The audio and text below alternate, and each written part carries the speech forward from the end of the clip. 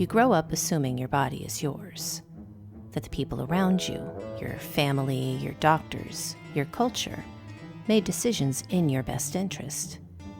But what if one of those decisions was irreversible? What if you never even knew it was optional? This is The Hidden Cut. I'm Lisa, and this is a story about silence, consent, and the most normalized medical ritual in American history.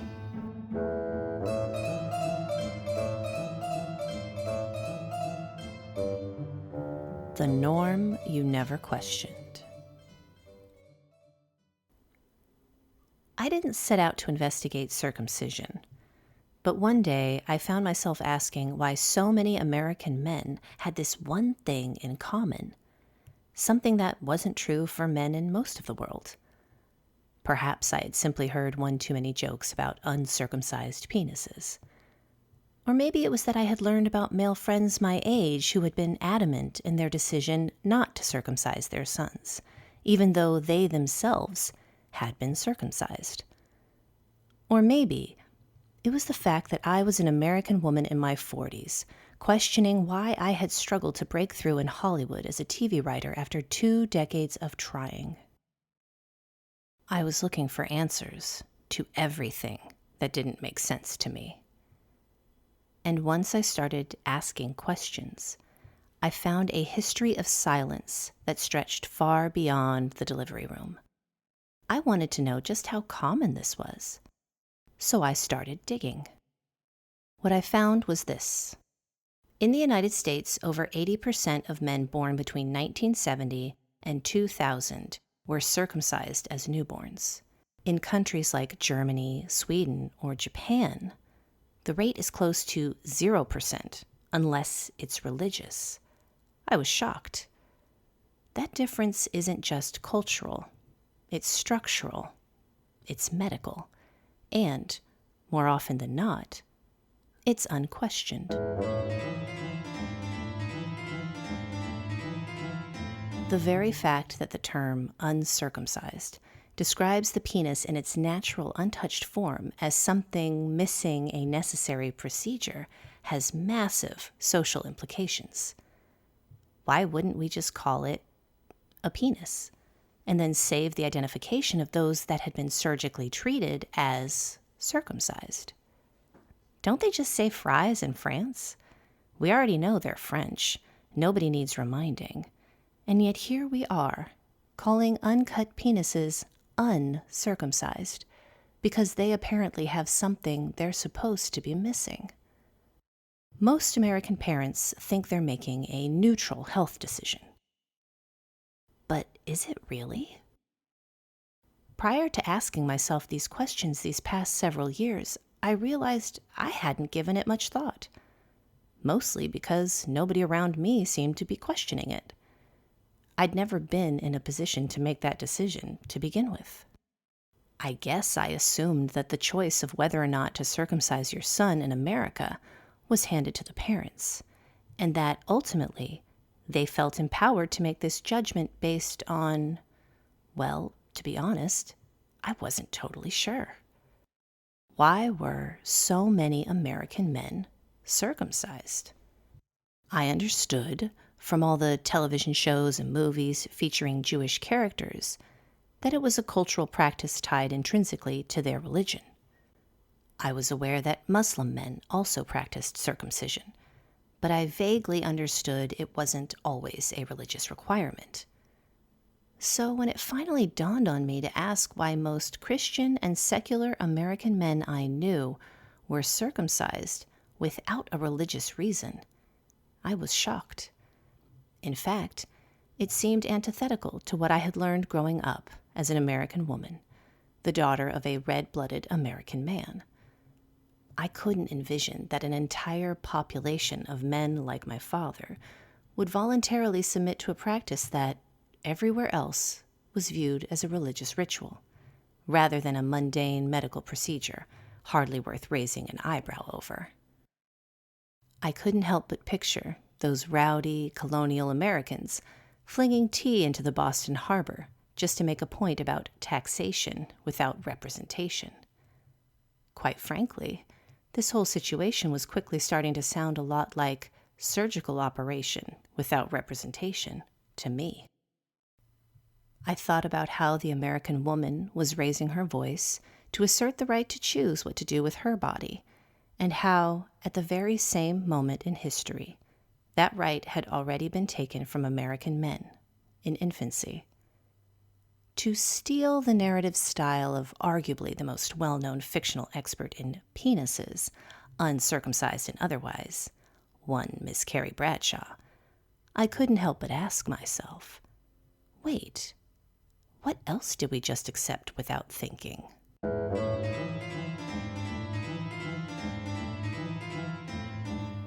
The historical setup. To understand how all this started, we have to go back and take a look at a few key figures in American history. Three men whose strange, intersecting ideas laid the foundation for circumcision's sharp rise and eventual fall among Christian and secular men in the United States. This is a story about sex, shame, superiority, and the power of a scalpel in the hands of men who believed they were saving society, whether or not it had consented to its rescue.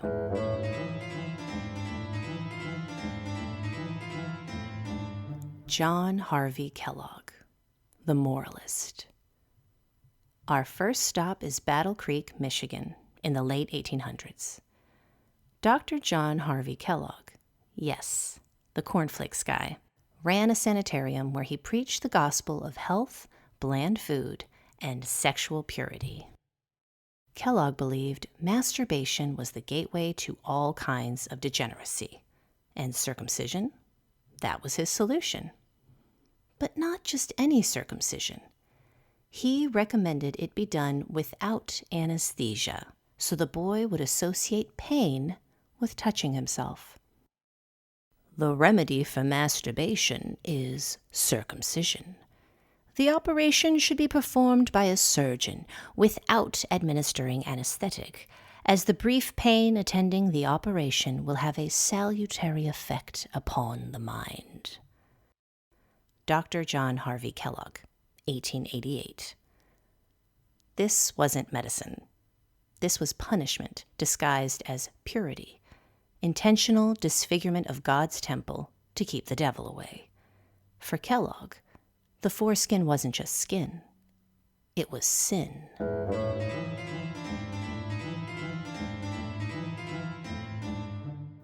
Peter Charles Remondino, the racialist. While Kellogg was fixated on morality, another doctor was making the case for circumcision as a tool for racial and civilizational uplift. Enter Peter Charles Remondino. Remondino wrote breathless essays about how Jewish circumcision was proof of their superior intellect and hygiene. He wasn't Jewish. He was just obsessed with the idea that circumcision elevated men. He believed it made them smarter, healthier, and more refined. He even argued that Jewish circumcision made the race itself more advanced. The Jews have given the world a sanitary right.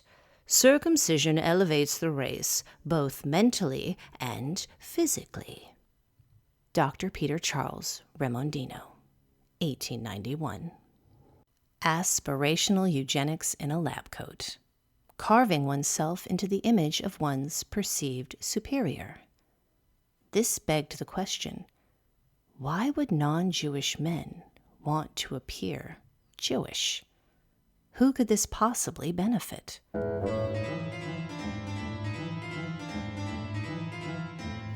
Dr. Louis Sayre, the medicalizer.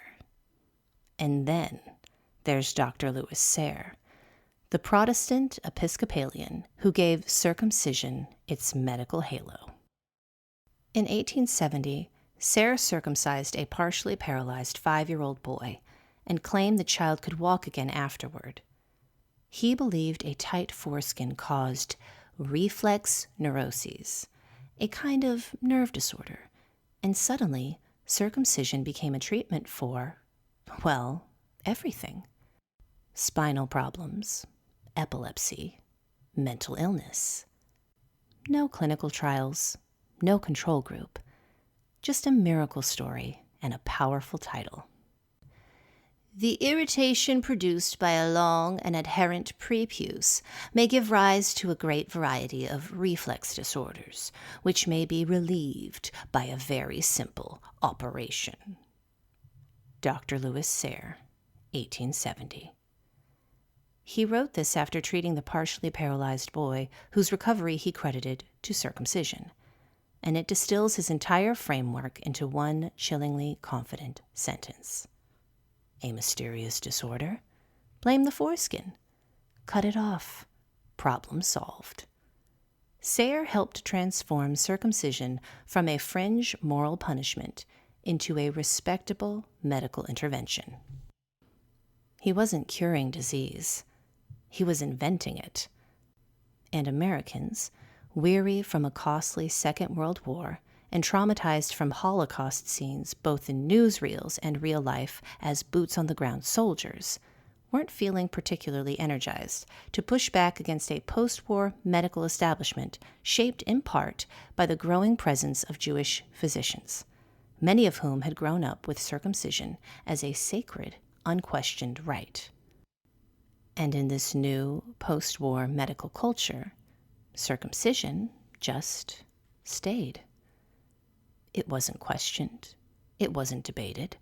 It was folded into hospital protocol, quietly, permanently. Not because it was medically necessary, but because by then it had become culturally invisible. A ritual now wearing a lab coat. These three men, Kellogg, Remondino, and Sayre, are the white knights in white lab coats who took it upon themselves to ride in on white horses to save horny American men from themselves. Only instead of jousts and swords, they brandished scalpels and a glaring lack of medical proof. And their ideas stuck around, quietly, invisibly, until eventually they weren't questioned at all. But it still begs the question, why were Americans so afraid in the first place? Why did masturbation become the national moral emergency? Why were men so eager to cut away a part of themselves they didn't even understand? I don't think this was just about fear of sin or skin. I think it was something deeper, something quieter, something hiding in plain sight.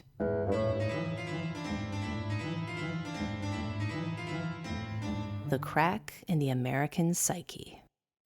Let's take a look at the effect of industrialization and the influence of Victorian sexual repression on the American public at the time.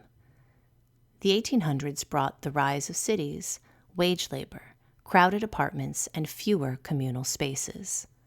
People were increasingly alone, living anonymously in cities outside the family unit, but also on top of each other. Imagine the level of tension, sexual and otherwise, that must have been psychically brewing in these warehouses of souls.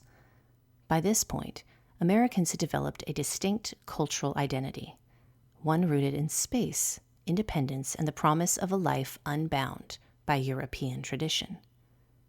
Entire generations now identified solely with that untamed sense of freedom, many of whom had never crossed the Atlantic or experienced the dense communal bustle of a European capital.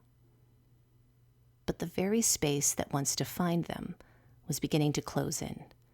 Cities were growing, privacy was shrinking, and something in the American psyche was starting to crack. So you can imagine the level of wild energy festering in these new cities, pulsating urban hotspots, now crackling with frustration, loneliness, and unresolved anger for this new way of life. Victorian ideals of sexual purity and middle-class discipline exploded. Masturbation became the ultimate fear, a sign that someone was undisciplined, overstimulated, and unfit for society. Christian reformers were baited by their own fears. They saw vice, especially sexual vice, everywhere. And in their obsession with moral cleanliness, they embraced a solution: circumcision, that had roots in a religious practice they didn't understand, driven by pseudoscience they didn't question. As a result, they ended up promoting a practice they would have historically rejected if they had recognized it as a Jewish religious ritual, rebranded as modern medicine. In the end, it wasn't sin or sickness they were trying to cut away. It was loneliness. And what they didn't realize was that it would never stop growing back.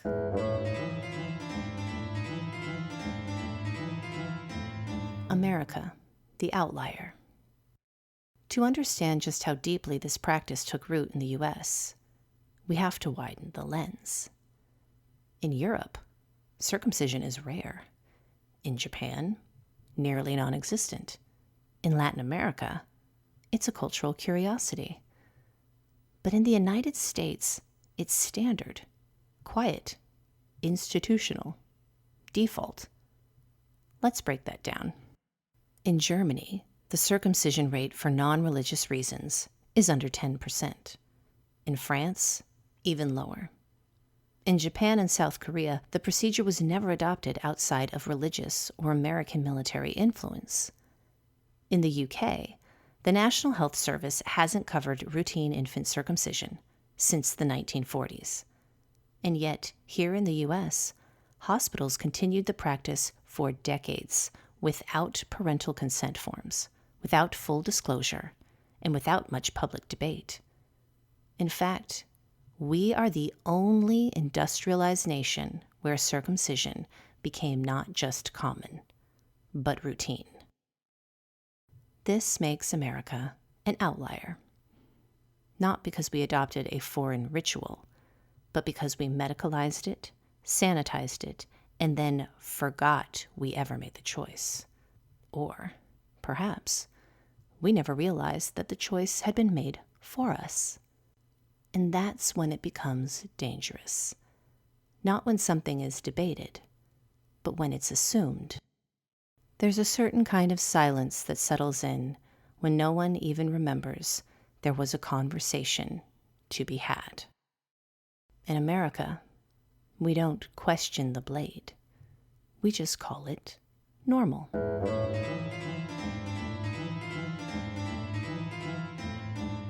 The real question. The more I read, the more I kept circling back to one question. If this wasn't medically necessary, if this wasn't rooted in consent, if this wasn't even religious for most people, then what was it? Was it a sacrifice to the gods of modernity? A desperate attempt to assert control over the chaos of a changing world? Or maybe just a spell, a ritual, a way to say, we're clean now, we've been civilized, we are better than we were. But here's the real cost. Beneath the silence, beneath the statistics. What happens when entire generations never know they had a choice? What happens when the body you were born with is quietly altered before you could speak? When modern mainstream American culture tells you there's only one way to be normal, and that way begins with a blade? What happens when we normalize a surgery so thoroughly that to question it is to be mocked? I don't have all the answers, but I know this. Silence has a cost, and someone always pays it. It's time for Americans to start asking who's been footing the bill. This isn't just a story about circumcision. It's a story about trust, about consent, about how something can be everywhere and yet remain completely invisible. Maybe this is a story about a crime, and maybe the villain isn't a person at all, but a machine, quietly powered by our own exploitation. In the next episode, we'll look at how American mainstream media shaped our understanding of the quote-unquote normal male body, and what the laugh tracks were really covering up. Until then, I'm Lisa, and this is The Hidden Cut, a series about what's been removed, revised, and left on history's cutting room floor. Want more? Paid subscribers to Lisa Writes Now on Substack get early access to upcoming episodes of The Hidden Cut, including episodes 2 and 3, and the full archive as it grows. Depending on when you're hearing this, those might already be live. Head over to Substack to see what's waiting for you, and look for Lisa Writes Now, The Hidden Cut.